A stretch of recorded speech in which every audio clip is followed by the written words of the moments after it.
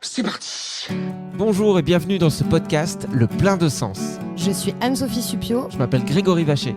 Vous êtes en quête de sens, et ça tombe bien parce que nous aussi. Ou alors vous vous posez des questions sur le sens de la vie de temps en temps. Nous aussi. Comment tu sais tout ça, toi? Dans ce podcast, on part à la rencontre de gens qui ont réussi à mettre du sens dans leur vie, figurez-vous. Quelle bonne idée. Il s'appelle comment d'ailleurs l'épisode d'aujourd'hui? Rencontre avec Girl Go Green, Camille Chaudron. Merci Francine. Alors, on y va.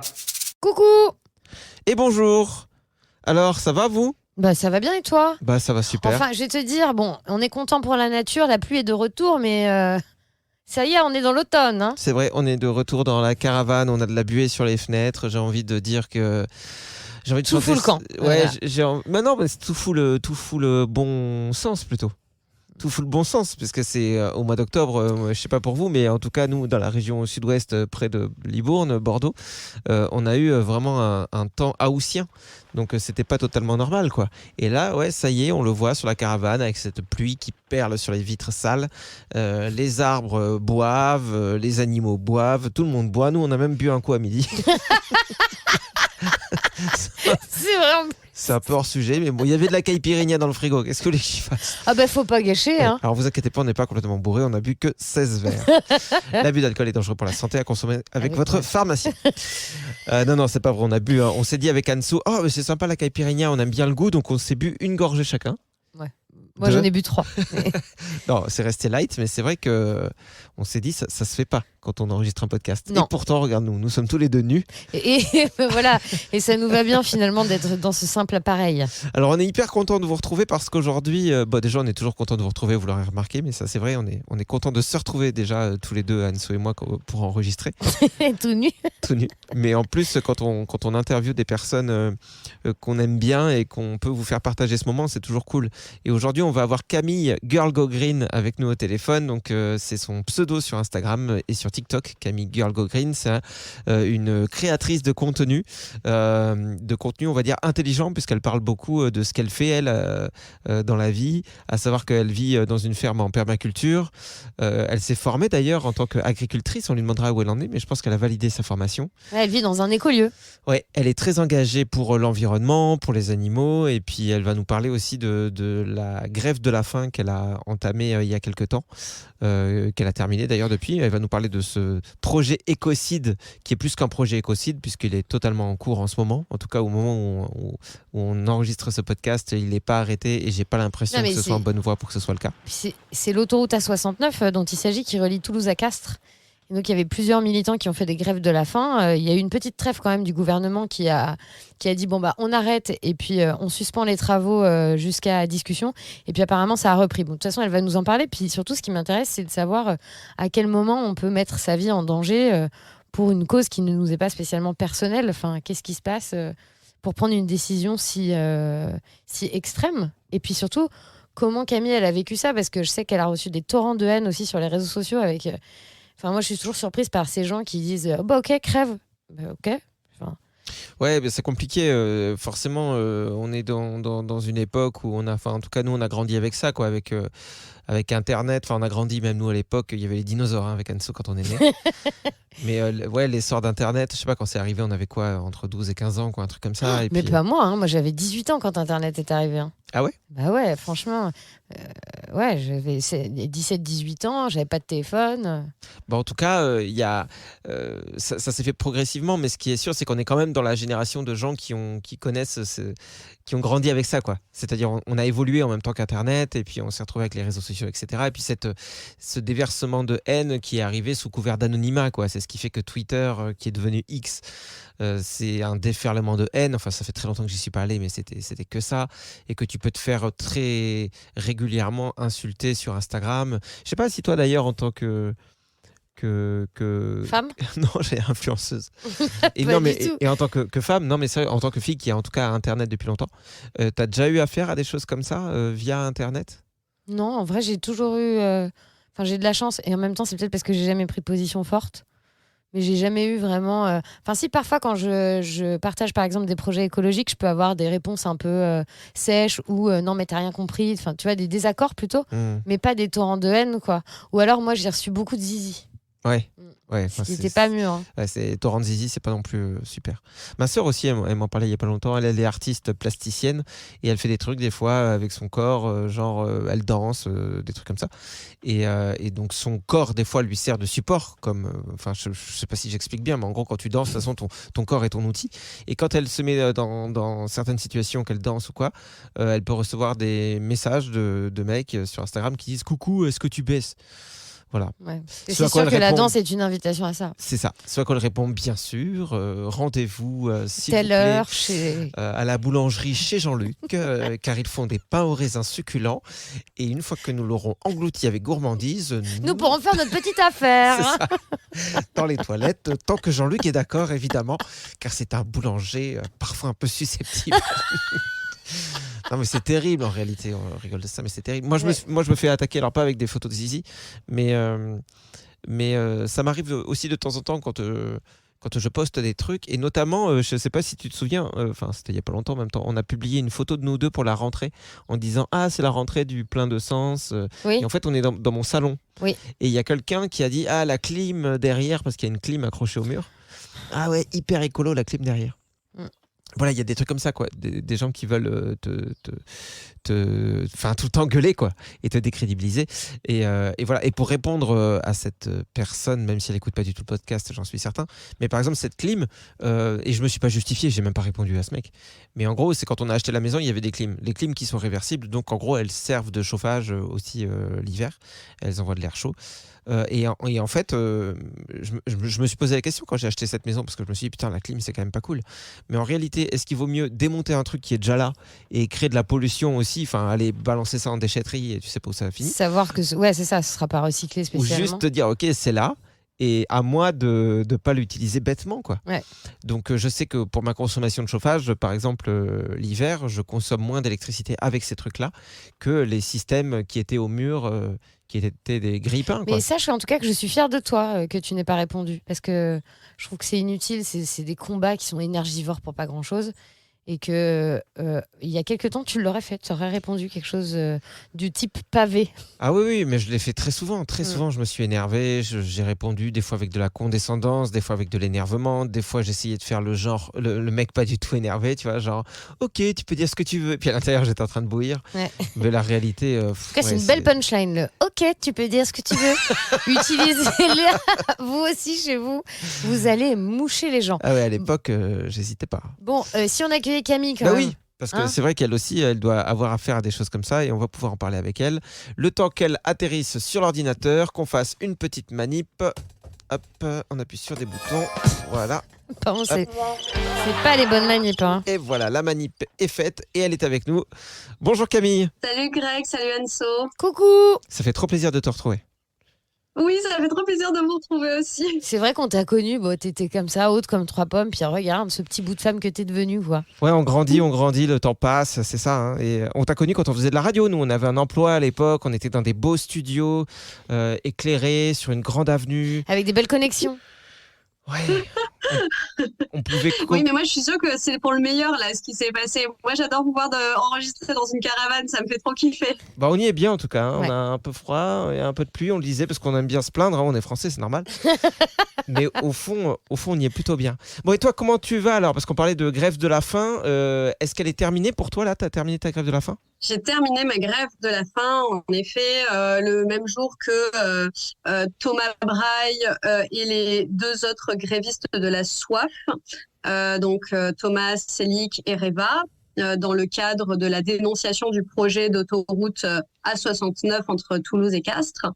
Et en fait, c'est un mouvement très spontané qui a émergé, un peu un mouvement de désespoir, tu vois, de la part des personnes qui, sur le terrain, essayent de relayer la parole de l'opinion publique, des scientifiques, des experts qui veulent s'opposer à ce projet et qui ne sont pas du tout entendus par les élus ou le gouvernement. Et du coup, de désespoir, il y a plusieurs personnes qui se sont mis en grève de la faim pour essayer de créer un dernier électrochoc. Et ça en a pas créé sur les élus et sur le gouvernement. Par contre, ça en a créé beaucoup dans l'opinion publique et chez moi. Et du coup, j'ai décidé aussi de rejoindre ce mouvement. Du coup, c'est Thomas qui a cessé de manger le plus longtemps, puisque c'était lui qui a été le premier à se mettre en grève de la faim avant d'être rejoint par d'autres personnes. Je crois qu'il a fait plus de 40 jours de grève de la faim. Moi, j'ai fait plus de 2 semaines. Mais voilà, donc du coup, cet épisode-là, il est fini. Du coup, je suis vraiment très contente de pouvoir retrouver de l'énergie, parce que vraiment, c'est à ça que ça sert quand on mange. Hein. Ouais. Ça donne plein d'énergie. Ouais, parce que moi, je t'avais eu au téléphone, Camille, alors que tu étais toujours en pleine grève de la faim. Et j'avoue que... C'était pas très malin de ta part d'insister. Allez, Camille, on fait un podcast ou pas là? Ouais, Putain. puis après on se fait une bouffe. Mais t'as rien compris à ça en fait. Non, mais en fait, ça m'a beaucoup inquiété. Enfin, ça m'a beaucoup touché parce que on te sentait rien qu'à la voix plutôt faible. Et du coup, je me posais la question de savoir comment toi, t'es venue l'idée justement de rejoindre ce mouvement. Comment on en arrive à un activisme si extrême et de se dire, bah, je vais remettre ma vie en question pour un combat public. En fait, il y a plusieurs choses qui sont rentrées en jeu. La première, c'est que moi, j'ai été très touchée par la détermination de Thomas Braille et des autres grévistes de la faim, en fait, c'est d'abord un truc humain qui m'a touchée, tu vois. Parce que des projets contre le vivant, des projets d'autoroute, c'est pas le seul qui est en France actuellement. Il y a plein d'autoroutes qui vont être construites et du coup, il y a plein de collectifs qui luttent pour s'y opposer. Et des projets de destruction du vivant en France, il y en a plein aussi. Et parfois même plus grave que celui-ci. Donc vraiment, pour moi, il y avait quelque chose de waouh, quand je vois cette détermination-là, ça ne me laisse pas insensible. Et quand je vois des personnes qui sont prêtes à mettre leur vie en jeu, ben, ça me renvoie moi-même à mon propre alignement avec mes convictions et mes valeurs. Et qu'est-ce que je fais par rapport à ça, tu vois? Et en même temps, il y avait aussi le fait que concrètement, je me suis dit, j'ai une communauté assez large, j'ai une forme de responsabilité à relayer ces luttes. En tout cas, c'est toute la raison d'être de mon compte Instagram Girl Go Green, tu vois. Et en fait, je me suis dit, si je continue simplement de relayer des informations, ça va juste se perdre dans un flot d'informations. Or là, il y a une urgence vitale pour certaines personnes. Si je me mouille, ça aura peut-être un impact plus grand que si je fais simplement du relais d'information. Et c'est pour ça que j'ai décidé juste de me mouiller en me disant, bah, je veux montrer que concrètement, c'est quoi de l'intérieur faire ça. Parce que quand tu reçois juste des informations, il y a 14 personnes qui se sont mises en grève de la faim, tu comprends pas forcément les implications que ça a sur les humains, les humaines qui font cette démarche-là, tu vois. Et moi, comme je suis habituée à partager avec ma communauté ce qui se passe, là, concrètement, j'ai vraiment montré de l'intérieur ce que c'était. Et franchement, c'est pas Jojo, quoi, tu vois, c'est vraiment hyper ardos. Et il y avait plein de personnes qui me répondaient, mais j'aurais pas pensé que ça pouvait avoir ces impacts-là, que ce soit sur le corps, sur ta vie sociale, sentimentale, etc., etc. Et en fait, du coup, je sais que ça a déclenché des prises de conscience. Et ce que moi, ça m'avait fait en miroir, en me disant, mais qu'est-ce que je fais pour ça? Ça l'a fait à d'autres personnes qui ont suivi, moi, mon cheminement, tu vois, et qui m'ont dit, je me suis inscrite comme bénévole chez Extinction Rebellion, je me suis inscrite comme bénévole chez des dernières rénovations. Et je me dis, mais franchement, même si c'est que de ces 10 personnes qui ont fait ça, mais ça valait déjà vachement le coup. Et après, au-delà de ça, je sais que ça a contribué à amener un éclairage médiatique, tu vois, sur cette question-là. Et voilà. Et en fait, moi, mon job, il était à cet endroit-là. Et je suis hyper heureuse d'avoir pu être en soutien, en fait, de cette lutte. Parce que je pense que au-delà, encore une fois, de ce projet-ci, en fait, ça jette ça jette un peu comme une jurisprudence sur tous les prochains projets, parce que là, le gouvernement est en train de prendre conscience de la détermination des personnes militantes pour protéger l'ensemble du vivant et lutter contre les effets du dérèglement climatique et de la destruction de la biodiversité. Et en fait, pour moi, on est vraiment en train de passer un message qui est très fort et d'être un peu sur un basculement, un peu à l'image de Sainte-Soline et des méga-bassines, tu vois, comme aujourd'hui, on voit que ça a tellement été un esclandre, ce qui s'est passé à Sainte-Soline, que du coup, maintenant, tout le monde est hyper frileux sur le fait des nouveaux projets de méga-bassines. Tout le monde y regarde à 2 fois et personne veut un Sainte-Soline 2. Et en fait, là, j'ai l'impression que ce qui est en train de se passer, c'est de nouveau ça, tu vois. C'est-à-dire que là, il y a sur ce projet-là, il y a plein d'enjeux qui sont en cours et il est loin d'être résolu. Et je sais même pas s'il sera résolu, honnêtement. Mais par contre, tout le monde est en train de se faire dessus concrètement, désolé l'expression, mais pour tous les prochains projets autoroutiers ou ceux qui sont actuellement en prévision. Et il y a même le Clément Beaune qui a été en dessous de tout, hein, on va pas se mentir. Sur ce projet, qui dit quand même qu'ils vont réviser tous les autres projets autoroutiers actuellement en France. Donc voilà, donc il y a vraiment deux échéances pour moi. Il y a celle de ce projet-ci et puis il y a celles qui sont beaucoup plus moyen long terme pour montrer qu'en fait juste ces projets-là aujourd'hui doivent plus exister, mais plus aucun en fait. Ce n'est pas comme ça qu'on va désenclaver les territoires. Ce qu'il faut, c'est investir dans le rail, dans des moyens de locomotion qui sont plus doux. Et voilà. Et c'est comme ça qu'on va y arriver. C'est des vrais choix politiques qui sont faits. Et aujourd'hui, j'ai l'impression que la société civile, elle se pose vraiment en acteur décisionnaire et elle demande à être écoutée, quoi. Ouais, et puis c'est vrai que c'est un peu long. Non, mais c'est bien que tu parles de ça parce que c'est vrai qu'on pense, on voit quand il y a une action en cours, on voit le projet actuel, on voit ce qui est en train de se jouer, on voit pourquoi les gens se battent et quelque part du coup si le projet est quand même mené à bien, on peut être déçu, mais parce qu'on n'a pas forcément le réflexe de penser à ce que tu dis, c'est-à-dire à l'impact aussi qu'il peut y avoir derrière, quoi, au fait que ça puisse se résonner sur d'autres projets, que d'autres justement porteurs de projets de ce genre-là, de projets qui ne devraient plus avoir leur place aujourd'hui dans l'époque dans laquelle on vit, puissent se dire ouais, effectivement, bon, peut-être c'est de la merde, peut-être on va penser à autre chose ou on va se pencher sur un autre truc. Ce projet, moi, sans ça, hein, sans vous, il est aussi fort possible que j'en ai jamais entendu parler. C'est sûr, on en et aurait que pas cette entendu parler. autoroute, elle débarque dans notre vie en se disant ah ben tiens, il y a un Toulouse-Castres à faire en 15 minutes. Ok, mais en fait, j'en aurais jamais entendu parler, quoi. Mais carrément, et pareil, enfin honnêtement, je te dis en fait des luttes locales, il y en a des centaines, il y en a des milliers en fait, c'est difficile pour les collectifs qui les portent et qui résistent sur le terrain de les faire émerger. Et en fait, c'est ça qui est dramatique, c'est que très souvent, on se retrouve dans un rapport de force où les collectifs sont trop petits, se font pas assez entendre, et face à ça, tu as des logiques financières et politiques qui font qu'elles écrasent juste les revendications. Et là, ce qui est intéressant, c'est aussi de voir que non, ça peut monter au national. Ça peut faire du bruit et c'est dramatique qu'on en arrive à ce qu'il y ait des personnes qui mettent leur vie en jeu pour qu'on atteigne ce résultat-là. Mais moi, mon espoir, c'est que en fait, ça puisse avoir des répercussions positives sur tous ces projets. En tout cas, l'équipe est bonne, j'ai envie de dire, entre les gens qui sont sur le terrain et qui peut-être prennent des initiatives et des gens qui ont un peu plus de visibilité comme toi. Je pense aussi à Vincent Verza, je crois, de partager, c'est sympa, qui est souvent aussi là pour filmer et puis pour partager sur sa chaîne YouTube, sur son compte Instagram, partout là où il est, ce qu'il défend, et ça donne vraiment énormément de visibilité à des manifestations qu'on ne verrait pas, quoi, des événements dont on n'entendrait jamais parler si on n'habitait pas juste à côté. Donc pour ça, c'est super important. Exactement. On en parlait au début avec Anso.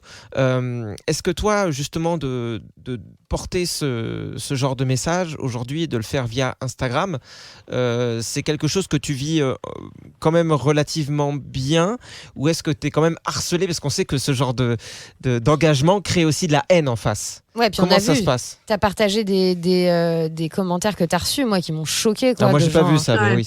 mais franchement, c'est ni plus ni moins que crève, quoi. C'était vraiment horrible. Ouais, c'était vraiment de l'incitation au suicide, des insultes, genre des menaces, ouais, enfin, j'ai fait une sélection pour juste donner le ton, mais des trucs comme ça, j'en ai eu des centaines en fait. Et en effet, en fait, je pense qu'il y a un double effet. Déjà que quand tu es une femme sur les réseaux sociaux, enfin vraiment, on va se le dire, c'est dramatique. Voilà, c'est comme si t'as pas le droit à la parole. Hein. Genre, j'avais régulièrement aussi des cuisines en commentaire. Ah, à genre va à la comprendre, cuisine. Ok. retourne dans la cuisine, voilà. Donc, je te passe même pas toute l'ambiance sexiste et misogyne des réseaux, mais en plus de ça, quand tu amènes un discours un peu engagé, situé politiquement et militant, mais là, c'est la double peine, en fait. Donc, vraiment, tu t'en prends plein la tête. Et aujourd'hui, avec les algorithmes, vraiment, j'ai l'impression que ça favorise cette espèce de culture du clash et de la tension, en fait. Du coup, c'est très désagréable à recevoir. Surtout quand en plus t'es pas forcément armé psychologiquement, physiquement pour encaisser ce genre de truc, tu vois. Donc du coup voilà. Et encore, moi je trouve que je suis épargnée comparé au cyberharcèlement que certaines personnes peuvent vivre. Donc il y a un vrai sujet là à cet endroit-là qui est absolument pas traité par le politique d'ailleurs. Enfin il y a quelques lois ou personnes qui essayent de se démener pour faire passer des lois à l'Assemblée pour justement qu'on adresse le sujet du cyberharcèlement et qu'on puisse le border et le limiter et en fait personne n'y capte rien et personne n'y comprend rien. Donc en fait bon voilà, à tous les niveaux c'est vraiment problématique. Et du coup quand tu essayes de porter ce genre de discours, vraiment faut s'attendre à prendre des vagues de haine.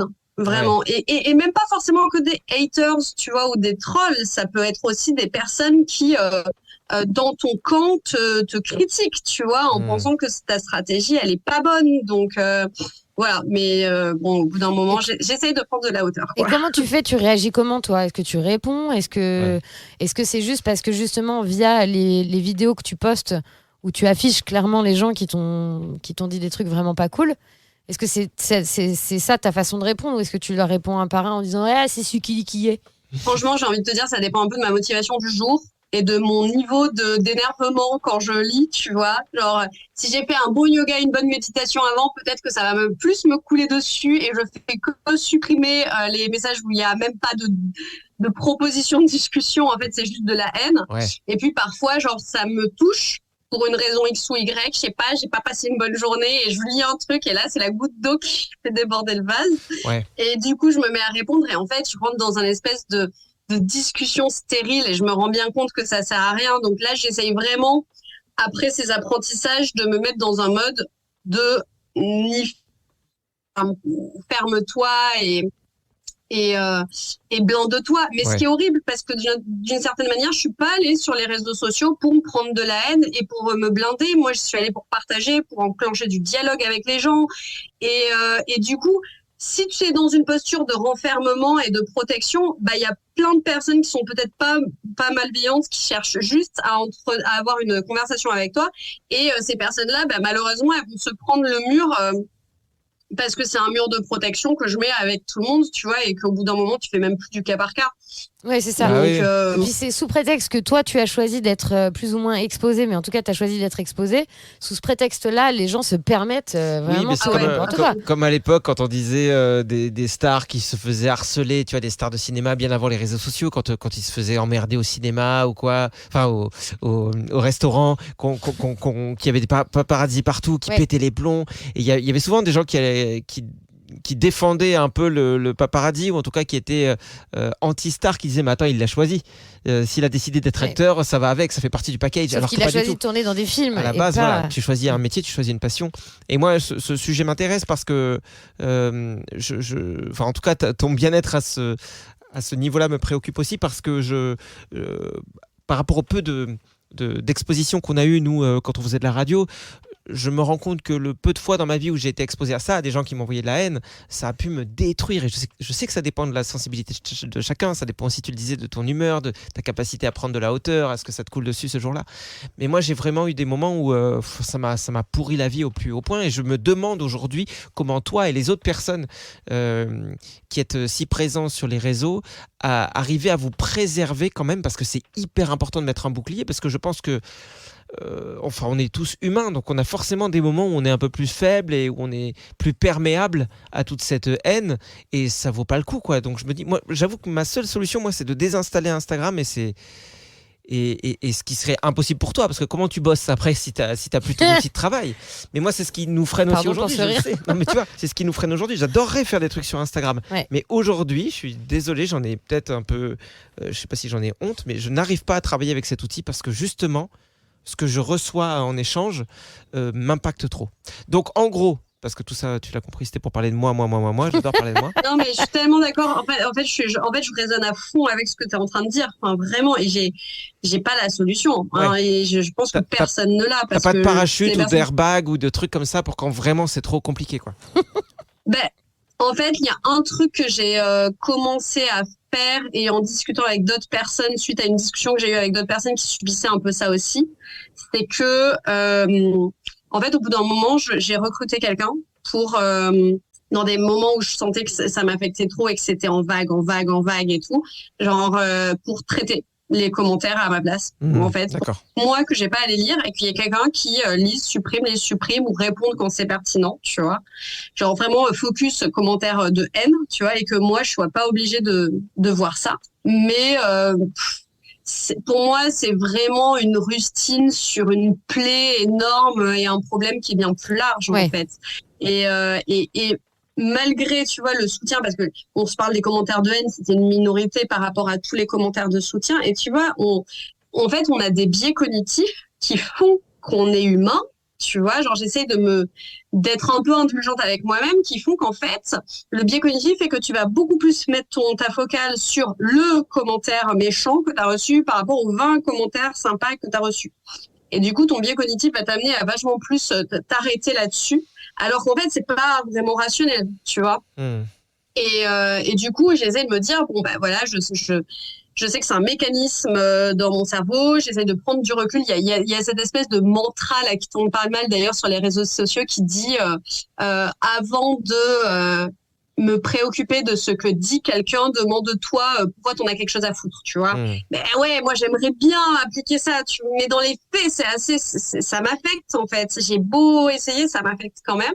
Et j'ai pas la solution à ça. Et honnêtement, encore, je te dis, je suis pas la pire exposée. Mais bon, ça met en avant plein de choses. Ça met en avant le problème du cyberharcèlement qu'on sait pas gérer. Ça met en avant le problème des réseaux sociaux et de leurs algorithmes et de leur mode de fonctionnement qui favorisent en fait ce genre de choses et qui favorisent le clash, la haine et compagnie, et qui pour moi le problème vient en partie de l'outil, clairement. Clairement, il y a un souci avec ça. C'est un énorme bordel dans le sens où même des fois tu débats, tu essaies de débattre sans te rendre compte avec un gamin qui a 3 fois moins que ton âge, tu vois, c'est ça. Des fois il a 9 ans et demi, mais il est derrière un pseudo, et puis ou peut-être pas, peut-être 15 ans, mais bon, peu importe, tu te verrais pas avoir ce genre de débat dans la vraie vie avec une personne qui est en train de traverser l'adolescence et qui est dans sa phase où tu sais qu'il est en rébellion contre tout et qui veut juste faire du mal, ou tu dirais, tu sais quoi, allez, c'est un gamin et tu passerais à autre chose. Mais là, sous couvert d'anonymat, tu vas vouloir quand même, il y a un truc en nous qui veut rétablir la justice. Attends, il faut qu'il comprenne ce que je suis en train de dire, il n'y a aucune méchanceté en moi, mais si en face c'est juste un gamin ou quelqu'un qui a quelque chose qui tourne pas rond dans sa tête, bah ça bougera pas. Et c'est ça en fait, je pense, qui est épuisant au début, c'est que quand on a l'impression d'être quelqu'un de plutôt juste, de mesuré, de respectueux, on attend évidemment la même chose en retour. Et quand on l'a pas, notre cerveau il comprend pas, donc on veut se battre pour ça. On se dit mais non, mais c'est pas possible, il va se passer un truc. Mais tellement. Mais ouais, c'est épuisant ce genre de truc. C'est pour ça quoi, il faut trouver des moyens de s'en préserver. Est-ce que toi tu es consommatrice quand même des réseaux sociaux, au-delà de tout ce que toi tu produis? Est-ce que tu passes du temps quand même tous les jours à regarder aussi du contenu sur Insta ou TikTok ou des trucs comme ça? Bah, écoute, j'essaye de me limiter. C'est vraiment un chantier de travail chez moi parce que je pense qu'il y a beaucoup de pertes de temps.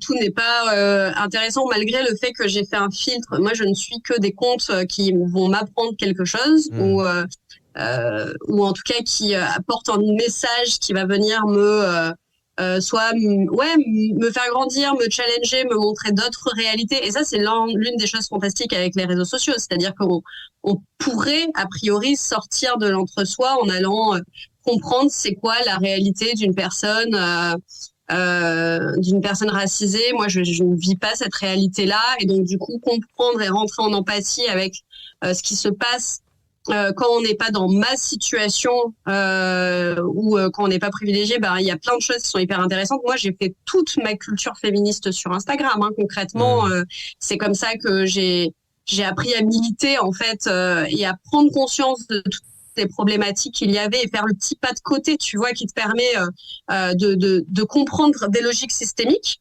Et ça a été grâce aux réseaux sociaux. Donc oui, je consomme du contenu. Après, aujourd'hui, le problème est que entre la publicité et les algorithmes, il y a aussi beaucoup de contenu qui auparavant était du micro-learning ou carrément des vrais apprentissages, qui aujourd'hui, pour continuer à être visible, doit faire le jeu du divertissement. Et on est en train de migrer d'une plateforme comme ça qui était... ou dans laquelle on pouvait trouver de l'apprentissage à une plateforme qui est purement du divertissement et avec des temps d'attention qui se réduisent drastiquement. Et ça, c'est vraiment problématique pour moi. C'est-à-dire qu'aujourd'hui, j'utilise l'outil, mais je vois tout le mal qu'il me fait comme il me fait du bien, même en tant que pure consommatrice, tu vois. Ouais. C'est-à-dire que je vois que mon attention, elle diminue. Je vois que... c'est plus compliqué c'est plus simple. Mon cerveau, il va aller plus simplement vers les vidéos de 5 secondes qui sont marrantes plutôt que maintenant les contenus où il y a plus de texte et plus de réflexion et plus de complexité. C'est ouf, en fait. Et du coup, je suis en train vachement de me poser la question de quel est l'impact que ça a sur moi au-delà de mon travail sur les réseaux, en fait, sur ma vie, tu vois, le temps que j'y passe, est-ce que j'ai envie de passer ce temps-là là-dessus? Parce que quand je vois les personnes qui m'entourent, alors je choisis bien les personnes qui m'entourent, elles n'ont pas les réseaux sociaux. Ça, c'est bien déjà. Ça permet de maintenir un équilibre, c'est cool. Mais ouais, mais à fond, mais moi j'adore, ça me détend. Quand tu es en soirée avec ces personnes-là et que personne ne sort son téléphone pour regarder quoi que ce soit, à aucun moment, comme si personne n'avait de téléphone, ça c'est trop bien. Et personne ne regarde son téléphone, et puis de toute façon, ça me fait prendre du recul parce que personne n'a les réseaux sociaux sur Instagram, et du coup quand je suis là à parler de mes vagues de haters, tu vois, je me rends compte que si je voulais, je pourrais mettre mon attention sur des choses plus importantes dans la vie, tu vois. Même si, ça m'affecte et tout, et que je reçois du soutien et tout, mais les gens me disent, comment tu veux qu'on te soutienne? Ils ont pas les réseaux sociaux, tu vois. Ouais, c'est sûr. Et puis, c'est comme parler une autre langue pour eux. Ils se rendent jamais compte de ce que c'est s'ils le vivent pas au quotidien. Mais en plus, ce qui est fou, c'est que toi, t'es quand même dans un partage toujours positif. C'est toujours avec humour ce que tu mets sur Internet. Oui, et sincère surtout aussi. C'est sincère, c'est avec humour et c'est intelligent. Je veux dire, t'es pas dans une espèce de provocation, de haine, t'es pas en train de donner des leçons. En tout cas, c'est pas du tout comme ça que je le reçois. Et c'est d'autant plus étonnant que des personnes comme toi reçoivent de la haine. Et ça montre bien que quoi qu'on fasse, et même quand on est le plus juste possible et le plus en accord avec soi-même, le plus aligné, il y aura toujours des énervés autour parce que eux ne sont pas heureux, sans faire de la psychologie de bas étage. Mais voilà, il y a des trucs qui vont pas dans leur vie et qu'ils ont de la haine à sortir, et que s'ils la sortent là sur toi, et si c'était pas toi, ce serait quelqu'un d'autre. Et tu vois, ça, j'en ai vraiment pris conscience il y a pas longtemps, parce que ce week-end même, parce que je me suis retrouvée avec d'autres créateurs et créatrices de contenu dans le cadre d'un week-end, et à un moment a émergé une discussion justement sur ça. Donc c'est que des personnes qui portent des valeurs qui sont plus ou moins militantes, mais en tout cas ont chacune des projets avec quelque chose à dire, disons. Et en fait, je me suis rendu compte, moi je les trouvais tous et toutes trop géniaux, parce que je me disais waouh, telle personne va parler du sans-abrisme, telle personne va parler, je sais pas, genre de plus de conflits, etc. Et en fait, je me suis rendu compte qu'on était tous et toutes exposés à ça. Et quoi que tu fasses, en fait, et quoi que tu dises, et même si tu fais des trucs trop bien, et genre il y a des gens qui se tombent dessus. Et du coup, je me suis dit, ah ouais, c'est vraiment un phénomène. C'est pas que moi, ça me concerne pas que moi, c'est vraiment tout le monde est affecté comme ça. Et du coup, je suis en train un peu de digérer l'information, tu vois, genre, et de me dire, ah ouais, faut vraiment que je le prenne pas contre moi, quoi. Oui, c'est ça. Peut-être plus se dire, c'est pas personnel, mais ça devient plus un sport national, quoi. Puis le ressenti. Ah ouais, c'est ça. Le ressenti est toujours biaisé parce qu'on pense jamais aux silencieux, mais même si j'ai aucun chiffre là-dessus, je fais partie de ces gens-là, des silencieux, de ceux qui likent pas forcément beaucoup, de ceux qui commentent pas forcément beaucoup, mais qui sont là et qui peuvent apprécier, mais qui gardent le moment pour eux en fait, qui le manifestent pas Bien forcément. Et alors que la haine, c'est vrai, j'ai l'impression va plus facilement emmener les gens à écrire, à Exactement. balancer un message, À fond. alors que quand tu aimes, tu vas le garder plus facilement pour toi, j'ai l'impression. Exactement. Mais c'est un peu, tu sais, l'histoire de la majorité silencieuse et la minorité bruyante, en fait. C'est vraiment ça qu'on retrouve.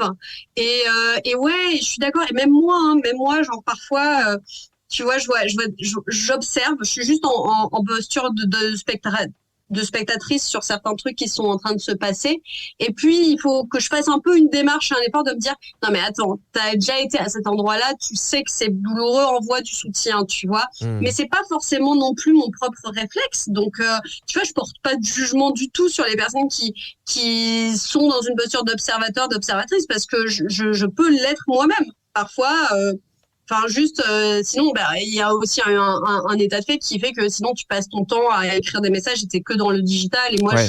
je crois vraiment que le digital, ça doit être un moyen au service d'une fin et pas une fin en soi. Donc, tant mieux si les gens ne passent pas du temps accrochés à leur téléphone, à laisser des commentaires et des messages dans tous les sens. Enfin, tant mieux, tu vois. J'ai reçu là un message d'un abonné qui me suit depuis très longtemps. Alors, je l'ai jamais rencontré en vrai. Mais par contre, on s'écrit depuis des années. Et il m'a fait un message pour me dire, écoute, je voulais te dire que je quitte les réseaux sociaux, je quitte Instagram et je voulais te remercier pour tous les échanges qu'on a eus, tout ce que ça m'a fait évoluer, toi et d'autres, de voir les contenus, ça m'a nourri et maintenant je veux passer à autre chose. Et j'étais là en mode, mais bravo mon gars, enfin vraiment, bon vent.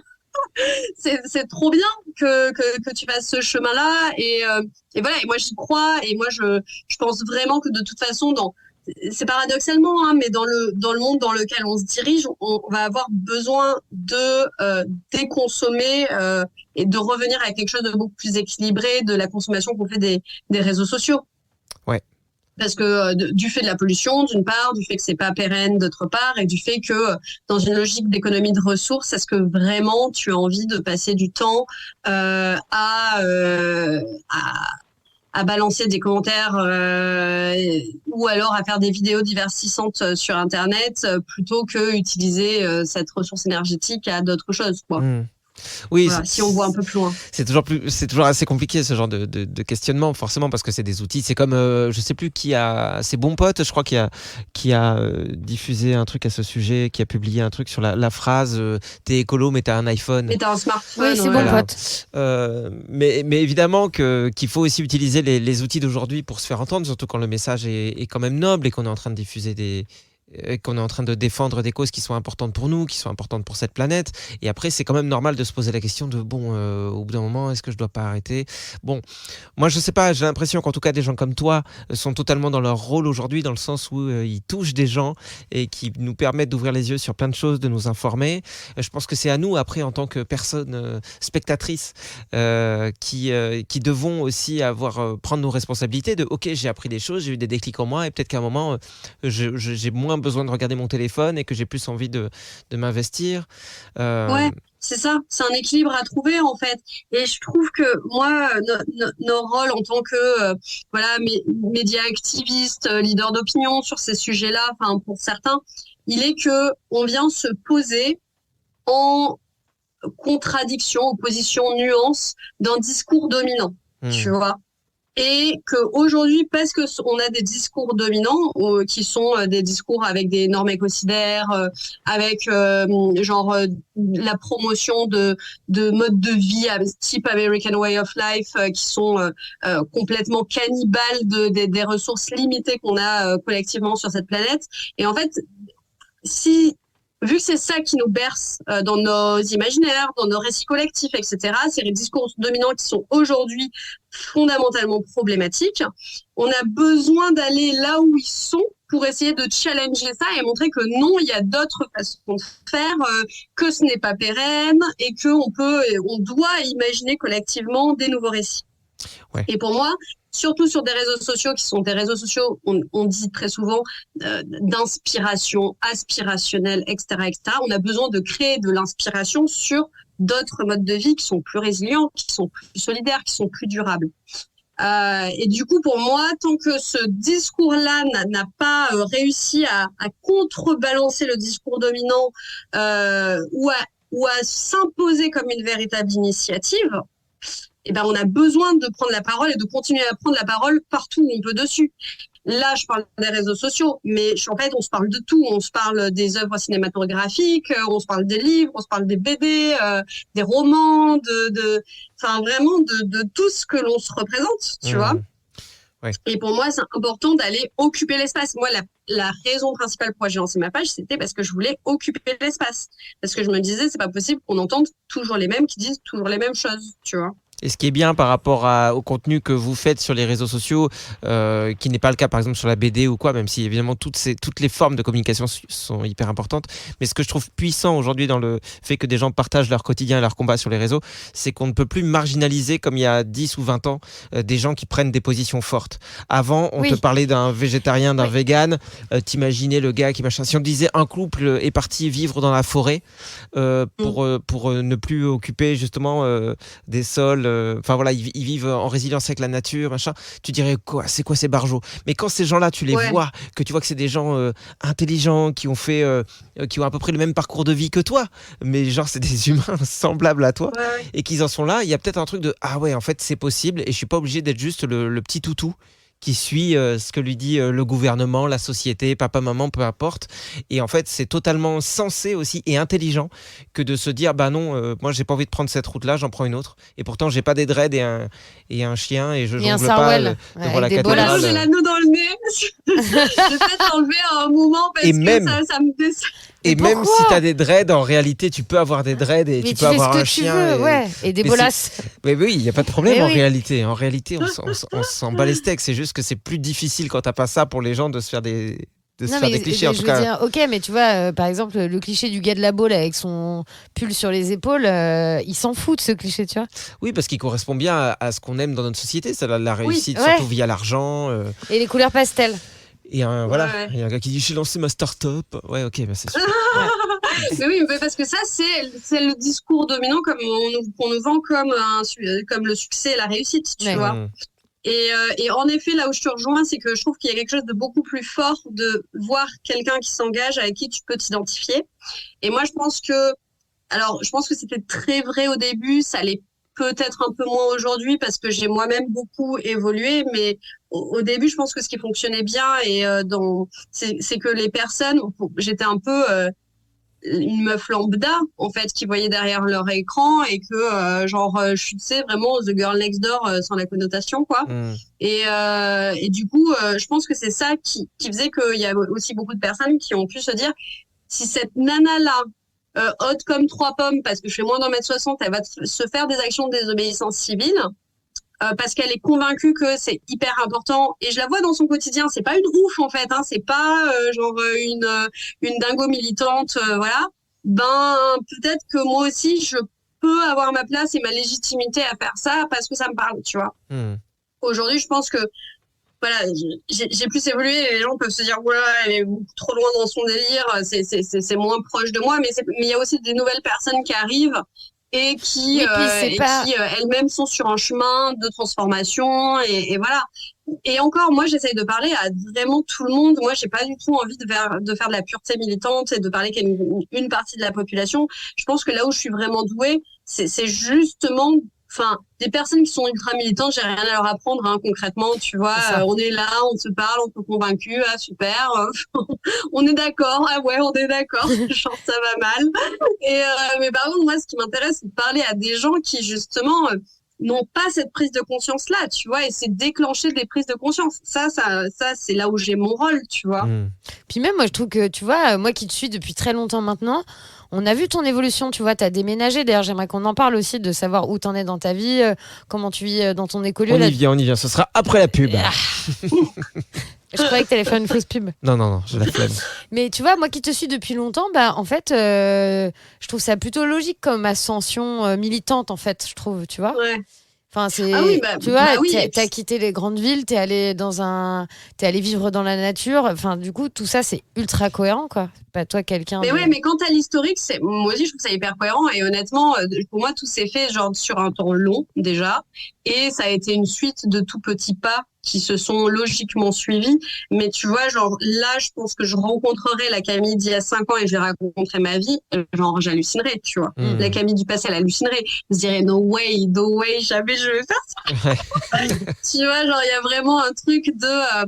pour moi, ça a été vraiment très doux, très crescendo et à aucun moment je me suis forcée. Il y a plein d'endroits où tu vois typiquement faire un déménagement à la campagne pendant très longtemps, ça m'a fait super peur. Tu vois, genre vraiment. Et j'ai vraiment attendu à chaque fois d'être prête et tout s'est pas passé d'un coup. Je pense que je peux vraiment essayer de dater les trucs. Enfin, si je prends la fourchette longue, vraiment depuis le moment où je me suis dit ah tiens, et si je diminuais un peu ma consommation de viande et jusqu'à maintenant, on se parle peut-être de 8 ans, mais les grandes transformations, elles ont peut-être eu lieu sur 5 ans. Et 5 ans, l'air de rien, dans une vie, c'est pas si énorme que ça, tu vois, genre, pour opérer des changements vraiment grands. Non, et puis, c'est vrai que le temps file, quoi, le temps nous échappe. Ah ouais, mais c'était pas le sujet. Mais ouais, faut pas parler de ça, parce que c'est vrai que... Allez, ça va mieux. Tout à l'heure, on parlait de la mort, là, avant de commencer le podcast. C'est vrai, ça. Ça va aller, on a encore du est temps. hyper positif aujourd'hui. C'est dès qu'il pleut. Ouais. Dès qu'il pleut, ça joue. Ouais. Alors justement, quand tu as quitté Oui. Paris, toi, que tu es parti d'abord vivre dans une ferme qui tout à s'appelait fait. la ferme de Peton. Non, pas loin. Ouais, exactement. La ferme de... Et tu n'y es plus là? C'est trop mignon. Alors en fait, j'ai déménagé dans une maison juste à côté, à Ok. 5 minutes à pied, parce que il y avait beaucoup de... C'est un lieu qui accueille beaucoup de public. Et donc, du coup, l'idée, c'était de pouvoir, au bout d'un moment, sortir de la maison pour que la maison elle reste purement de l'accueil de public et qu'on puisse petit à petit, genre, établir plus une communauté au sein du village. Tu D'accord. vois, donc là, je reste dans une maison avec d'autres personnes et avec comme ça de plus en plus de liens autour avec d'autres écolieux, tiers-lieux et compagnie. Et du coup, c'est actuellement là où je suis, ouais, toujours. Ok. Et donc, t'as passé un diplôme d'agricultrice? Oh là là, Ouais. et je vais te dire, Camille, depuis le début, oui, moi je veux savoir si elle a eu son diplôme, un vrai daron. Quoi? Je voulais savoir. Vraiment, ça. C'est vrai que Un vrai j'ai daron. pas forcément... Mais en fait, comme je fais plusieurs choses à la fois, parfois je peux comprendre que les gens se perdent. Si vous voulez, je peux aussi vous parler de mon van parce que Ah oui, c'est c'est vrai un que autre Mais oui. sujet que j'ai abordé et après on en a plus trop entendu c'est vrai que parler. t'avais fait un van aménagé, ouais. Ouais, exactement. Alors les Et choses en dans fait, l'ordre. Déjà, est-ce que t'es agricultrice officiellement, ça y est? Alors, officiellement, j'ai mon diplôme. Donc Ok. ça, c'est trop cool. Après, pour être agricultrice officiellement, il faudrait que j'ouvre mon propre...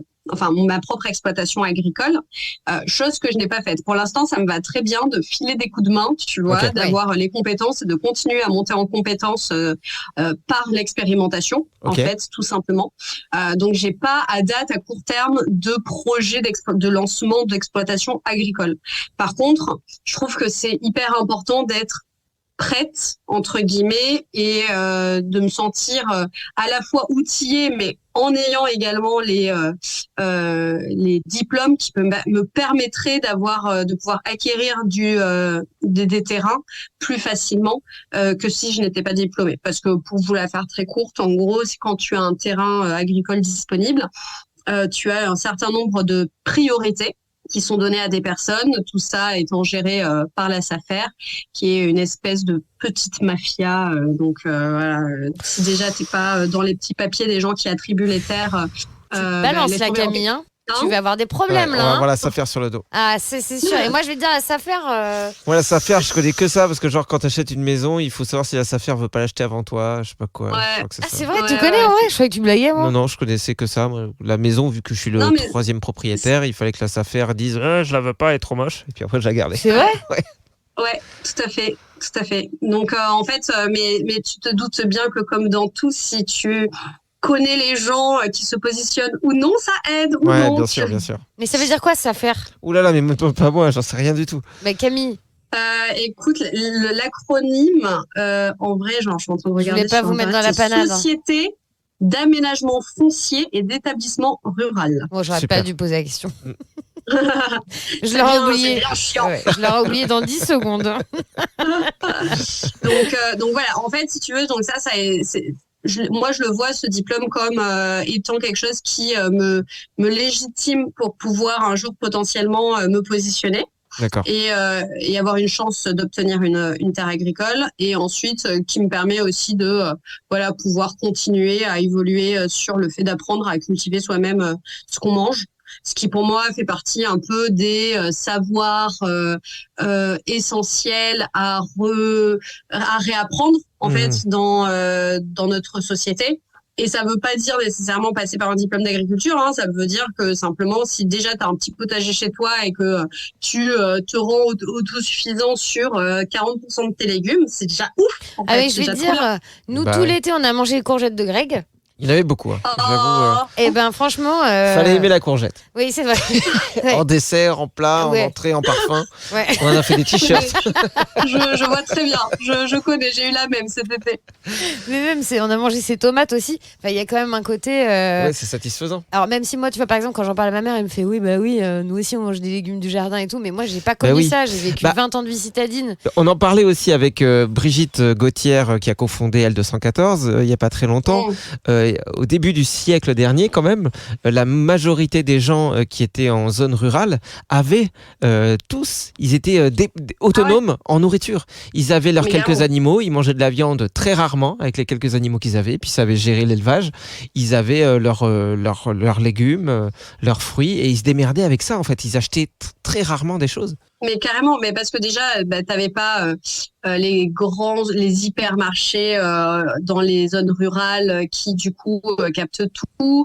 T'avais pas la voiture pour te rendre à l'hypermarché et compagnie. Et en effet, et ça n'a pas complètement disparu en vrai, hein. Il y a beaucoup, moi je vois en zone rurale, beaucoup de gens qui ont encore leur potager, parce qu'en fait c'est du bon sens, et c'est cette espèce de bon sens paysan qui s'est pas complètement perdu. Alors, on l'a complètement perdu en ville, hormis quelques initiatives de potager urbain et collaboratifs et compagnie. Mais c'est plutôt un retour.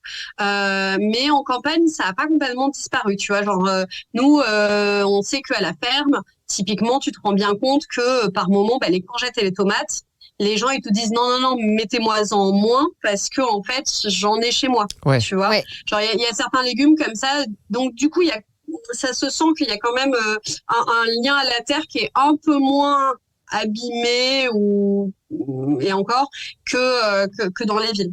Mais même dans les villes, en fait, c'est très récent cette espèce de coupure de la terre, parce que tu prends même Paris, t'avais encore des zones agricoles, genre quand t'allais vers Montmartre il y a un siècle, les fameux murs à pêche et compagnie, tu vois. Donc il suffisait de pas s'éloigner de très loin pour pouvoir aller cultiver des trucs. Et encore une fois, il y a plein d'autres villes dans le monde dans lesquelles ça reste beaucoup plus présent. Il y a plein de villes dans lesquelles je pense à la Grèce notamment, mais dans lesquelles les arbres pour créer de l'ombre, c'est des arbres fruitiers. Ouais. Donc en fait, n'importe qui peut aussi, il y a cette espèce de conscience collective de pouvoir s'occuper des arbres fruitiers, tu vois, ça crée des petites forêts nourricières même en ville, et récolter et compagnie, tu vois. Alors, ce qui est à la fois génial et à la fois hyper embêtant, c'est que ce podcast, je pense, n'a pas du tout pris la direction que, en tout cas, moi, j'avais imaginé, dans le sens où je voulais... Tu peux me rediriger. Non, pas du tout. C'est pas du tout ça. Parce qu'en réalité, moi, je voulais qu'on parle un peu des contenus, et notamment des thèmes que tu as abordés récemment, parce qu'il y en a plein qui m'intéressent. Mais en réalité, tout ce qu'on dit aussi depuis le début est super intéressant. Je pense qu'en fait, avec toi, on pourrait faire 15 podcasts. C'est surtout ça que je voulais dire. Et je m'attendais pas, tu vois, les réseaux sociaux, je sais pas, on en a parlé un peu avant, mais je trouve ça hyper intéressant de parler de ça. Mais surtout, là, ce qui me vient par rapport à tous ces sujets sur lesquels on échange, c'est aussi d'aborder le thème de la vie en communauté, tu vois, alors que j'avais pas forcément ça en tête à la base. Mais je sais que moi, c'est quelque chose qui germe un peu dans ma tête depuis quelques temps, et on en parlait avec Anso il y a pas très longtemps, parce que si tu veux, depuis quelques mois, on a pris la décision d'organiser des séjours, en fait, dans une vieille maison en pierre, pas très loin d'ici, un peu bien-être, même si j'aime pas, à chaque fois je dis ça, mais j'aime pas appeler ça comme ça. Oui, mais en fait, le but c'est ça, c'est d'être bien. Le but c'est se faire une petite bulle où justement il n'y a pas de réseaux sociaux, il n'y a rien, on est juste des humains qui se connaissent pas et qui passent un bon moment. Et donc le matin c'est soins énergétiques, méditation, ensuite on a des exercices d'art-thérapie avec ma sœur qui est art-thérapeute, et l'après-midi on donne des cours d'improvisation, fait de l'éveil à l'improvisation tous ensemble. Il y a aussi des cercles de parole le soir. Et Anne-Sou, elle nous fait de la bonne nourriture assistée de mon épouse. Elles sont toutes les deux à fond en cuisine. Tellement cliché. Là, on est vraiment dans le cliché, c'est ça. Moi, je vais à la chasse. Non, mais c'est parce que c'est ta passion. On fait de la bouffe végétarienne. Puis, Oui, c'est parce que c'est ma passion. C'est végétarien, et puis on fait ça au maximum avec les fruits, les légumes du jardin. Et pourquoi est-ce que je parle de ça à la base ? Oui, parce qu'en fait, en communauté. On crée une espèce de petite communauté sur 4 jours qui est incroyable. On l'a fait 2 fois avec 2 groupes où quand tu te quittes, tout le monde pleure autour du dernier feu de camp. Et tu sens que tu as vraiment partagé un moment authentique avec des humains super que tu aurais peut-être croisé au magasin de ta ville sans même les regarder parce que poussez-vous, putain, je vais attraper les patates. Ouais, à fond. Et là, tu te rends compte que quand tu es là et que tu peux vraiment partager des valeurs et ouvrir ton cœur et que tu n'es pas dans une représentation mais vraiment dans l'humain, ta vie, elle te secoue. Là, tu te rends compte que c'est ça en fait l'existence sur Terre. C'est pour ça qu'on est là. C'est pas pour aller chez Zara, quoi. Mais complètement. Et donc nous, ça nous a donné envie de nous dire, tiens, si on pouvait imaginer un modèle comme ça sur du plus long terme, c'est-à-dire partager comme ça une habitation avec plusieurs personnes. Donc bref, cette grande phrase pour te demander comment ça se passe de ton côté, justement, la vie en communauté. Écoute, moi j'ai envie de revenir, moi je suis tellement d'accord avec ce que tu viens de dire, et pour moi, si on prend du recul, il y a 2 choses qui sont capitales et que j'ai mis du temps à comprendre au début, parce qu'au début j'étais très dans l'axe écolo, mode de vie écolo et tout. Mais en fait, il y a 2 grandes questions qui se posent. C'est comment on habite le monde autrement, comment on change notre rapport au vivant, mais aussi comment on fait société autrement. Et pour moi, c'est les 2 pieds d'un même géant, en fait. C'est-à-dire, tu peux pas habiter le monde de manière plus respectueuse, durable, etc. du vivant, si en parallèle tu ne t'adresses pas si tu ne refondes pas ta manière de vivre ensemble, si tu ne repenses pas tes relations interpersonnelles, si tu ne t'adresses pas aux dynamiques d'oppression, de pouvoir, etc. Qui sont en place dans la société actuellement. Donc pour moi, ces questions-là, elles sont en symbiose et c'est hyper important. De la même manière que c'est important de faire pousser ses légumes, c'est important d'apprendre à se parler et habiter le monde ensemble de manière différente et relationner de manière différente. Donc déjà, merci de le poser parce que je trouve que c'est absolument capital. Et justement, j'ai passé beaucoup de temps ces dernières années à me former sur ces questions de gouvernance partagée, sociocratie, holacratie, etc., qui sont d'autres modèles de faire société, en fait. Et puis, ça peut s'étendre à tous les domaines, évidemment. Ça peut s'étendre jusqu'à l'école, parce que voilà, on est dans un monde qui est très hiérarchique, qui est très vertical, descendant. Mais en fait, c'est pas du tout la seule façon de faire. Donc ça, c'est la première chose. Et ensuite, dans ce que tu dis, moi, j'entends aussi autre chose qui est typiquement, je te parlais des récits dominants. Aujourd'hui, dans les récits dominants qu'on se raconte et qui meuvent nos vies, il y a celui du c'est la loi du plus fort. Tu vois, c'est-à-dire que si je veux réussir, faut que j'écrase les autres. Alors que ce n'est qu'un récit et qui n'est même pas prouvé dans le sens où quand tu observes la nature et le monde sauvage, tu te rends compte que le récit que les pratiques de coopération sont aussi efficaces, si ce n'est beaucoup plus, pour les sociétés, les sociétés des espèces vivantes, en fait. Donc, globalement, on est plutôt dans le monde vivant sur un modèle de base de coopération avec des petites piques de compétition. Ok ? Et en fait, pour moi, ça, c'est hyper important de se dire, ce modèle, cette histoire que l'on se raconte il faut que je sois meilleur que les autres, il faut que j'écrase les autres, ce n'est qu'une histoire. Et que face à ça, on pourrait avoir typiquement un autre récit qui serait, en fait, pour être heureux, j'ai pas besoin d'écraser les autres. Pour être heureux, j'ai pas besoin d'avoir plus. Pour être heureux, j'ai besoin de plus de liens, par exemple.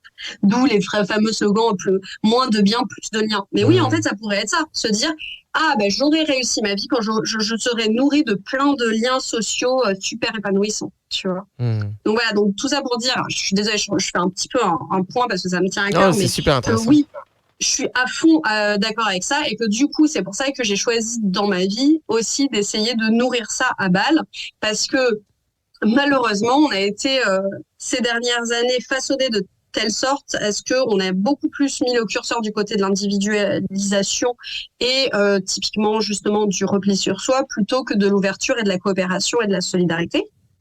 Et pour moi, c'est comme un muscle, ça se travaille en fait. On a très peu de littérature sur la coopération. C'est pas du tout notre modèle par défaut actuellement dans notre société occidentale.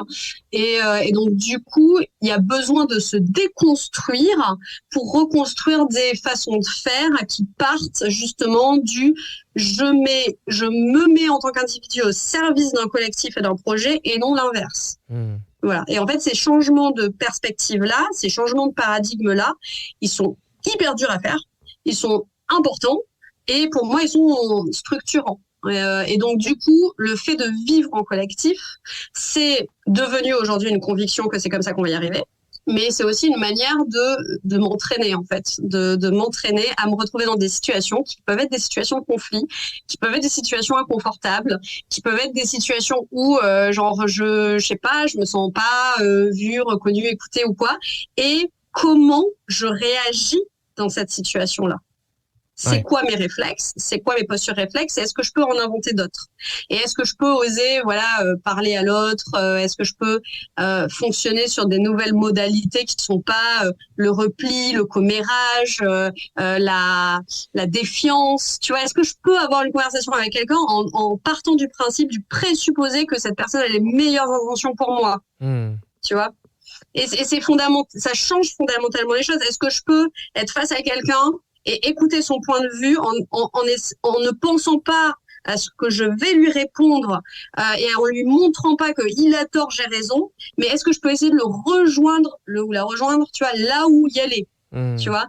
Et en fait, tous ces changements-là, ils sont hyper difficiles à faire au quotidien et en même temps, il peut se passer aussi des trucs tellement beaux parce que du coup, genre d'une certaine manière, tu te retrouves dans ton humanité. Tu vois, ça fait un peu cucu les petits oiseaux, mais genre c'est tellement un changement profond et radical. En fait, c'est ce qu'on peut appeler de l'écologie profonde, tu vois, et c'est complètement révolutionnaire dans cette manière de nous penser et de nous penser dans notre rapport aux autres. Et du coup, loin d'être cucu les petits oiseaux et bisounours, pour moi, c'est un acte révolutionnaire. Vraiment. Et qui est pas facile en plus. Donc du coup, comment ça se passe dans mon écolieu? Ça se passe bien. On a la chance, et je pense que ça c'est ce qui rend les choses plus faciles. On a la chance de partager des outils et une culture commune très forte, à savoir qu'on a été formé à différents outils. Donc tout ce dont je vous parle ici, c'est vraiment on débarque pas comme ça et en s'imaginant tout refaire. Il y a quand même des petits jalons, des petites choses qui ont été posées, notamment par des instituts comme l'Université du Nou, qui travaillent depuis des années sur ces questions-là. Il y a aussi tout le travail de Starhawk qui s'est beaucoup intéressé à comment vivre en collectif et compagnie. Enfin bon bref, il y a quelques personnes qui ont posé des choses. Il y a tout ce qu'a fait aussi Marshall Rosenberg sur la communication non violente. Il y a aussi aujourd'hui des mouvements d'honnêteté radicale. Et nous, au sein de mon groupe, en fait, on a ça en commun, ce qui fluidifie énormément les échanges et qui permet des prises de hauteur qui font que c'est un peu plus simple. Là où moi, je suis intéressée d'aller, parce que là, c'est cool. On a tous à peu près le même âge, on est tous blancs, on a tous un parcours à peu près similaire, à savoir qu'on a fait des grandes études et on a bifurqué à 180 degrés. Et on partage tous ces outils, on est tous formés à la gouvernance partagée, à tout ça, quoi. Du coup, ça va, ça se passe bien et on arrive à traverser les tempêtes en devenant plus fort. Parce que évidemment qu'il y a des tempêtes. À partir du moment où tu gères de l'humain, évidemment que c'est de la matière vivante et genre c'est explosif, quoi, tu vois. Moi, ce qui m'intéresse maintenant, c'est de me dire bon, là j'ai eu le niveau facile en pré. Ouais. Ça donne quoi quand je suis avec des personnes qui viennent pas du même milieu socio-pro que moi, qui viennent pas du tout de la même catégorie sociale, qui ne partagent pas la même culture que moi, qui n'ont pas les mêmes privilèges que moi, etc., etc. Est-ce que ça marche? Moi, c'est ma question du moment, tu vois. Ma question du moment, c'est vraiment de me dire, est-ce que ces outils qui ne restent que des outils, c'est pas des trucs miraculeux ou des fins en soi, hein, c'est aussi comment on les utilise. Est-ce que ça marcherait avec des personnes qui sont pas de base assez convaincues de ça va être cool? Voilà. Est-ce que je vais réussir à dialoguer aussi facilement, créer du lien, créer du nous aussi facilement avec des personnes avec qui je partage pas ça. C'est là que ça m'intéresse parce que globalement, dans des situations de rupture de la normalité, même s'il y a de l'entre-soi, le principe c'est de composer avec les autres. C'est composer avec l'altérité en fait. Mais Camille, du coup, toutes les questions que tu es en train de te poser, est-ce que c'est en train de te mener à un nouveau projet ou tu vas... C'est en gestation. Clairement, je suis en gestation. Donc c'est dans 5 ans alors tu disais. Pour toi, c'est à peu près 5 ans la gestation. Elle en a sous la botte. Non mais c'est intéressant de se poser ces questions-là. Et puis ça montre aussi une grande, une grande intelligence émotionnelle, et curiosité, un grand cœur, une grande humanité, j'en sais rien, mais c'est sain. Je trouve ça super sain en fait. Donc j'espère que de toute façon il n'y a pas de j'espère. Je sais que tu vas continuer à cheminer, ton parcours le prouve et tu vas continuer à avancer tranquillement et à découvrir plein de choses et j'espère que nous aussi de notre côté. Mais non, c'est on dirait que tu vas te mettre à pleurer, tu sais. Non, mais je trouve ça je trouve ça passionnant, mais non, parce que moi honnêtement j'en parle assez souvent, c'est mes 2 minutes de déprime, mais j'ai vraiment énormément de mal je pense comme plein de monde à vivre dans ce monde-là, non pas parce que mais moi je suis plus sensible, je suis plus intelligent, parce que moi je suis quelqu'un de en fait le monde n'est pas adapté à... Bon bref, c'est pas ça que je veux dire, mais en gros j'ai quand même beaucoup de mal, voilà. Est-ce que c'est bien, pas bien, j'en sais rien, mais c'est très très difficile pour moi de vivre ici, dans ce monde. Et je sais que les seuls moments où je me sens vraiment pleinement vivant et bien et en confiance, c'est justement dans les rapports sociaux, quand on est dans des rapports honnêtes avec des gens. Et je me rappelle, parce que moi, ce qui me faisait vraiment jouir de tout mon être... dis donc, tu remballes ton bazar, hein. Quand j'étais plus jeune, c'était juste, c'est cliché, mais aider une mamie à monter sa valise sur l'étage du haut du TGV et qu'elle te disait merci avec ses petits yeux qui pétillaient, j'étais trop content de ce moment. Et non pas parce que j'étais fier de moi, elle a vu, j'ai des pecs et j'ai les biceps, j'ai réussi à lever sa valise, mais parce que c'était beau. Et là en fait maintenant qu'on est des années plus tard et qu'il y a des vrais échanges avec des gens qu'on connaît pas et qu'on partage vraiment une humanité, une authenticité, une fragilité et un amour, en fait on peut utiliser le mot amour, quand l'amour circule entre les gens, tu te reconnectes. Alors oui, ça fait cucu, les petits oiseaux, la praline et tout ce qui va avec. mais putain, si on n'est pas là pour ça, ça sert à rien qu'on soit là, quoi. Enfin. Non, mais à fond.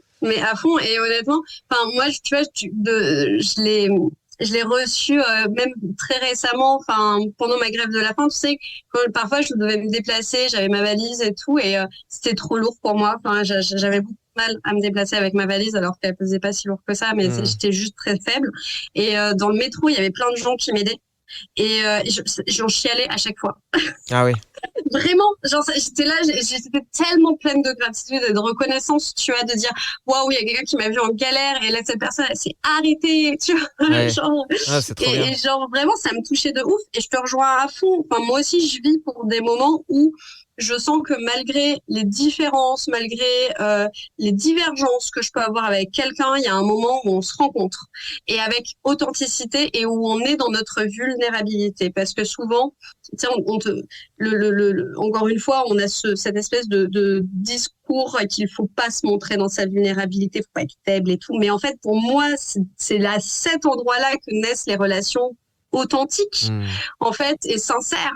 Et quand je suis dans l'authenticité avec quelqu'un, mais ça me nourrit tellement, ça me met tellement dans ma joie, tu vois, et dans cette rencontre, tu vois, et c'est ça que j'ai envie de cultiver aussi au quotidien, vraiment, et je vois vraiment pour l'expérimenter beaucoup parce que je me rends compte très souvent, de plus en plus, on fait ce retour-là.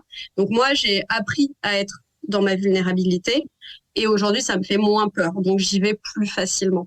Et quand tu montres l'exemple et quand tu te mets un peu à poil d'un coup, tu vois, il y a un petit moment de déstabilisation face à toi, que tu es en interaction avec une personne ou un groupe et tout. Et puis tout d'un coup, boum, il y en a plein d'autres qui se mettent à faire pareil parce que ça fait trop du bien. C'est ça, ça fait effet boule de neige. De pas être derrière son masque social, de pas être, de devoir tenir une posture de je ne sais quoi et tout machin. Et très souvent à la fin, on vient me voir en me disant, merci d'avoir fait ça parce que sinon je suis pas sûre que j'aurais fait la même chose. Ouais. Et en fait, tout d'un coup, tu rentres dans un truc beaucoup plus, beaucoup plus vrai. Et je pense qu'on a tous et toutes besoin de ça. Personne n'est intéressé par parler derrière un masque, un autre masque. Et on a juste envie de ces moments-là parce que on est des animaux sociaux et que on cherche cette authenticité-là. Et j'ai l'impression que quand on réussit à toucher ça du doigt, cette qualité-là, tu vois, d'être, de présence, d'écoute, etc. On a envie de plus et on a envie que ça se diffuse. Et je suis assez intimement convaincue que quand tu es là-dedans, ça rayonne en fait et petit à petit ça se diffuse, que tu le veuilles ou non, juste par mimétisme. Tu sais, on peut parler des neurones miroirs et compagnie, mais en fait, ça fait quelque chose, quoi. Ouais, c'est assez fou. Bah ouais, pour l'avoir vécu une fois de plus lors de ces jours, c'était incroyable. Et moi, ce que j'aime aussi beaucoup, c'est que par rapport au sujet qu'on a pu aborder tout au long de ce podcast, mais surtout au début, quand on parlait de la place de la femme comment elle est traitée sur les réseaux sociaux, la femme objet, qu'on sexualise aussi beaucoup, qu'on infériorise par rapport à l'homme, quand on parle de société patriarcale, de tout ça, quand tu es entouré de gens sains, avec qui tu vis ce genre de moments, et que tu es capable d'aimer les gens qui sont autour de toi, qu'ils soient hommes ou femmes, et que tu es capable de recevoir cet amour aussi, sans qu'il y ait justement de sexualisation, de rapport de dominance. T'es dans un truc mais tellement planant, enfin ça hyper pur, quoi. Ça donne tellement foi en l'humanité. Tu dis c'est aussi ça les humains. C'est pas que ce que je vois dans les infos avec des gens qui se tirent dessus, qui s'égorgent, qui tout le bordel. Puis là ça fait plus cucu les petits oiseaux, la praline, ça fait vraiment un peu le côté gourou, mais en fait c'est vrai que c'est ça, quoi. C'est vraiment des moments à vivre, quoi. Si vous avez l'occasion. Venez les partager avec nous ou partageons-les ensemble ailleurs, j'en sais rien. Ça fait pas gourou, mais c'est vrai que le prochain stage qu'on organise, ce sera en juillet. On se retrouve tous au bord d'une falaise à être tard. On se fait des câlins tout nus. Et on fait 1, 2, 3. D'abord, on se fait des câlins tout nus. Et après, 1, 2, 3. Et on vit dans la paix éternelle. Et ce sera hyper pur. Le lien description est en bio. Non, mais écoute, en tout cas, Camille, c'était super de partager ça avec toi. Une fois de plus, moi, c'est ce que j'aime aussi dans nos podcasts, c'est qu'on se laisse entraîner aussi là où va la discussion.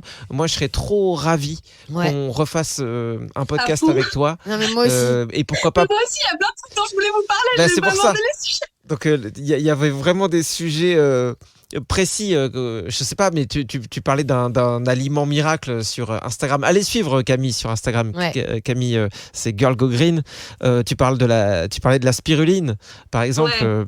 Par contre, c'est pas bon. Hein. C'est pas bon, mais c'est génial. T'en manges toute la journée, c'est dur. Hein. Alors, moi, j'en mangerai pas toute la journée. Enfin, de toute façon, c'est pas conseillé. Faut manger entre 3 grammes et 10 grammes. Non, mais je veux dire par là, c'est-à-dire que quand tu l'avales.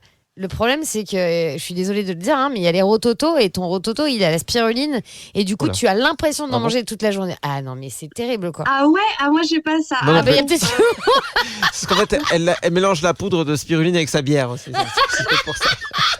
Cela dit, ça existe en Dordogne. C'est ça qu'il faut faire, Anne-Sophie. En Dordogne, il faut une bière, une bière à la spiruline. Je sais plus comment il s'appelle. Je leur aurais fait de la pub. Elle est délicieuse. C'était très bon. Mais en vrai, c'est trop drôle que vous m'en parliez parce que justement, là, quand j'en ai parlé sur les réseaux sociaux, j'ai reçu un message d'une nana qui a écrit un petit bouquin de recettes avec la spiruline. Alors, je viens de le recevoir, j'ai pas encore testé. Mais du coup, je suis hyper curieuse de tester justement en recette parce que moi, je le mets vraiment, je me prends pas trop la tête, tu vois. Mais du coup, je vais tester ça et je vous dirai.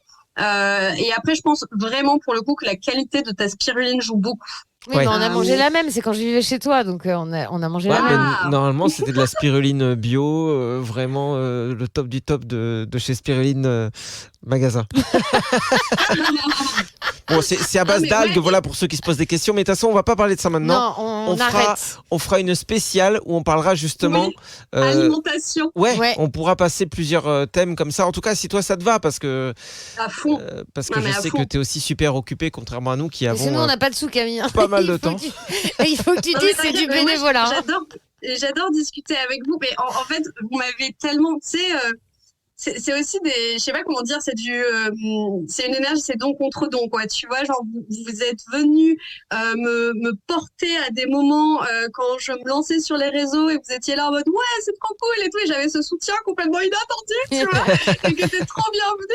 Et donc, du coup, genre là, je vous vois faire des choix qui sont radicaux et importants dans votre vie, j'ai grave envie de soutenir ça parce qu'en plus, je suis convaincue que vous allez dans la bonne direction et du coup, je suis émerveillée de voir aussi ces parcours de vie qui changent et du coup, si je peux vraiment contribuer et passer un bon moment comme je viens de le passer, c'est tout bénef et je suis évidemment trop contente. Bah, c'est super gentil. Ouais, ça fait du bien Merci du d'entendre fond ça du cœur. parce que je vais te dire, on a des moments difficiles en ce moment. La fille qui est en dépressos. Allez, on va se faire une petite spiruline. Vous savez quoi, on met que la bière cette fois. Allez. Merci.